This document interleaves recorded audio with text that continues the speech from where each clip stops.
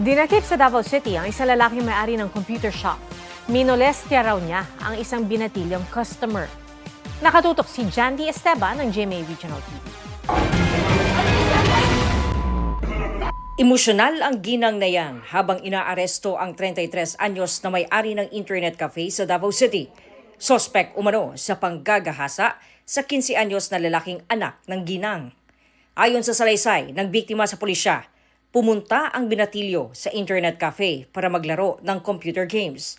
Walang ibang customer noong mga oras na yon. Nilapitan umano ng sospek ang binatilyo at hinawakan ang pribadong bahagi ng kanyang katawan. Sa pilitan pa umano siyang dinala sa isang kwarto at hinalay. Matapos ang krimen, dali-daling umuwi ang biktima at nagsumbong sa kanyang lola at ina. Ano na ako, ma'am, na ipakulong din na siya. Forever na siya makulong. Kaya dili lalim ang iyang ibuhat sa kong anak.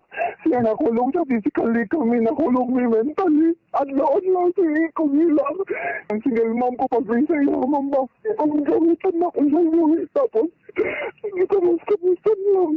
Tumangging magbigay ng komento ang sospek na kinasuhan ng rape. Mula sa GMA Regional TV, Jandy Esteban, nakatuto 24 oras.